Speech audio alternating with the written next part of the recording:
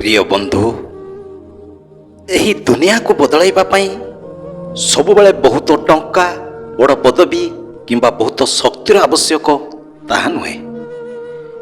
ଆବଶ୍ୟକ ହେଉଛି ଏକ ବଡ଼ ଚିନ୍ତାଧାରା, ଏକ ବିଶ୍ୱାସୀ ହୃଦୟ ଏବଂ ପରମେଶ୍ୱରଙ୍କ ଉପରେ ଅତୁଟ ଭରସା। ଯେତେବେଳେ ମଣିଷ ନିଜ ସ୍ୱାର୍ଥକୁ ଛାଡ଼ି ଈଶ୍ୱରଙ୍କ ଉଦ୍ଦେଶ୍ୟକୁ ଧରେ, ସେତେବେଳେ ଇତିହାସ ବଦଳିଯାଏ। ଦେଖନ୍ତୁ, ବାଇବେଲ ଆମକୁ କହେ, ଏହି ସଂସାରର ଅନୁରୂପୀ ହୁଅ ନାହିଁ, କିନ୍ତୁ ତୁମ୍ଭମାନଙ୍କର ମନର ନବୀକରଣ ଦ୍ୱାରା ରୂପାନ୍ତରିତ ହୁଅ। ଅର୍ଥାତ୍ ଦୁନିଆକୁ ବଦଳାଇବା ପୂର୍ବରୁ ନିଜ ଚିନ୍ତାଧାରାକୁ ବଦଳାଇବାକୁ ପଡ଼ିବ। ଦାଉଦଙ୍କୁ ଦେଖନ୍ତୁ, ସେ କେବଳ ଜଣେ ମେଷପାଳକ, ଛୋଟ ବାଳକଟିଏ ଥିଲେ, କିନ୍ତୁ ସେ ଗୋଲିୟତଙ୍କୁ ଦେଖି ଭୟ କରିନଥିଲେ। ସେ ବଡ଼ ସମସ୍ୟାକୁ ନୁହେଁ, ବଡ଼ ପରମେଶ୍ୱରଙ୍କୁ ଦେଖିଥିଲେ।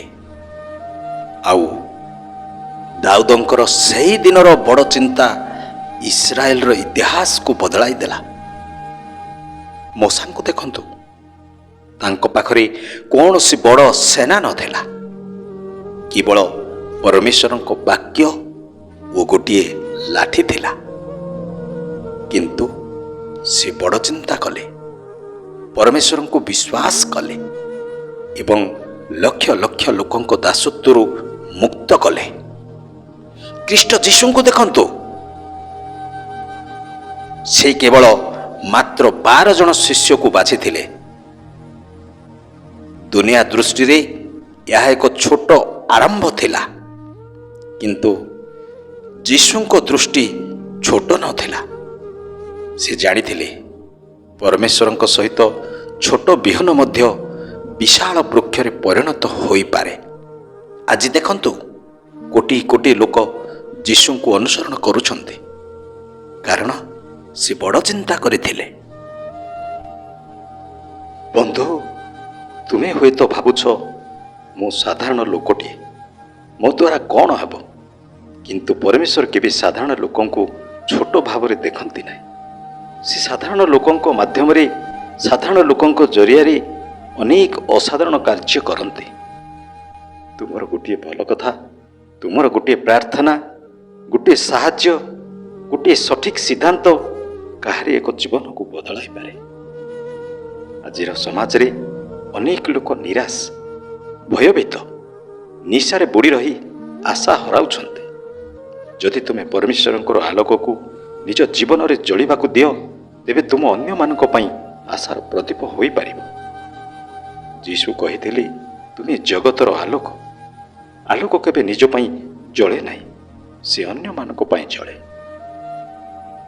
ପ୍ରିୟ ଜଗତର ଲୋକମାନେ, ବଡ଼ ଚିନ୍ତା କରିବାର ଅର୍ଥ କେବଳ ବଡ଼ ସ୍ୱପ୍ନ ଦେଖିବା ନୁହେଁ। ବଡ଼ ଚିନ୍ତା କରିବାର ଅର୍ଥ ହେଉଛି ନିଜ ଜୀବନକୁ ପରମେଶ୍ୱରଙ୍କ ହାତରେ ସମର୍ପଣ କରିବା। ଯେତେବେଳେ ପରମେଶ୍ୱର ତୁମ ଜୀବନର ନେତୃତ୍ୱକୁ ନେବେ, ସେତେବେଳେ ଅସମ୍ଭବ ସମ୍ଭବରେ ପରିଣତ ହେବ। ଆଜି ନିଜକୁ ପଚାରନ୍ତୁ, ମୁଁ କେବଳ ନିଜ ପାଇଁ ବଞ୍ଚୁଛି, ନା ଏହି ଦୁନିଆକୁ କିଛି ଭଲ ଦେବା ପାଇଁ ବଞ୍ଚୁଛି? ମୋର ଚିନ୍ତା କେବଳ ମୋ ପର୍ଯ୍ୟନ୍ତ ସୀମିତ, ନା ପରମେଶ୍ୱରଙ୍କ ରାଜ୍ୟକୁ ବିସ୍ତାର କରିବା ପାଇଁ? ମନେ ରଖ, ବଡ଼ ପରିବର୍ତ୍ତନ ସବୁବେଳେ ଗୋଟିଏ ବଡ଼ ବିଶ୍ୱାସରୁ ଆରମ୍ଭ ହୁଏ। ଯଦି ତୁମେ ପରମେଶ୍ୱରଙ୍କୁ ବିଶ୍ୱାସ କର, ତେବେ ସେ ତୁମର ସେହି ଛୋଟ ପଦକ୍ଷେପକୁ ମହାନ ଉଦ୍ଦେଶ୍ୟରେ ପରିଣତ କରିଦେବେ। ତେଣୁ ଆଜିଠାରୁ ନିଷ୍ପତ୍ତି ନିଅ, ଛୋଟ ଚିନ୍ତାକୁ ଛାଡ଼, ଭୟକୁ ଛାଡ଼, ସନ୍ଦେହକୁ ଛାଡ଼, ପରମେଶ୍ୱରଙ୍କ ପ୍ରତିଜ୍ଞା ଉପରେ ଭରସା କର। ନିଜ ଜୀବନକୁ ଆଶୀର୍ବାଦର ଉତ୍ସ କର। ତୁମେ ଯେଉଁଠାରେ ଅଛ, ସେଠାରୁ ଭଲ କାମ ଆରମ୍ଭ କର। ହୁଏତ ତୁମର ଗୋଟିଏ ପଦକ୍ଷେପ ଆସନ୍ତା ପିଢ଼ିର ଭବିଷ୍ୟତକୁ ବଦଳାଇ ପାରିବ।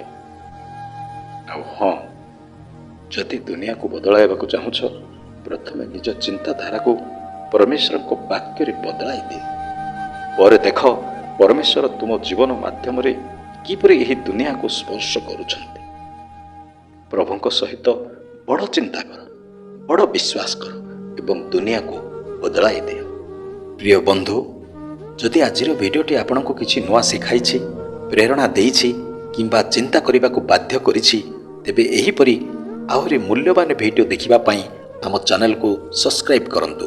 ପାଖରେ ଥିବା ବେଲ୍ ଆଇକନ୍କୁ ମଧ୍ୟ ଦବାଇ ଦିଅନ୍ତୁ, ଯଦ୍ୱାରା ଆଗାମୀ ପ୍ରତ୍ୟେକ ଭିଡ଼ିଓରେ ସୂଚନା ସର୍ବପ୍ରଥମେ ଆପଣଙ୍କ ପାଖକୁ ପହଞ୍ଚିଯିବ। ଭିଡ଼ିଓଟି ଭଲ ଲାଗିଥିଲେ ଲାଇକ୍ କରନ୍ତୁ, ଆପଣଙ୍କ ମତାମତ କମେଣ୍ଟରେ ଜଣାନ୍ତୁ ଏବଂ ଏହାକୁ ନିଜ ପରିବାର ଓ ବନ୍ଧୁବର୍ଗଙ୍କ ସହ ସେୟାର କରନ୍ତୁ। ଆପଣଙ୍କର ଗୋଟିଏ ସବସ୍କ୍ରାଇବ୍ ଆମକୁ ଆହୁରି ଭଲ ଓ ପ୍ରେରଣାଦାୟକ ଭିଡ଼ିଓ ତିଆରି କରିବାରେ ପ୍ରେରଣା ଦେଇଥାଏ। ଧନ୍ୟବାଦ। ପୁଣି ଦେଖା ହେବ ପରବର୍ତ୍ତୀ ଭିଡ଼ିଓରେ। ସେ ପର୍ଯ୍ୟନ୍ତ ସୁସ୍ଥ ରୁହନ୍ତୁ, ସକାରାତ୍ମକ ରୁହନ୍ତୁ। ଆମେନ୍।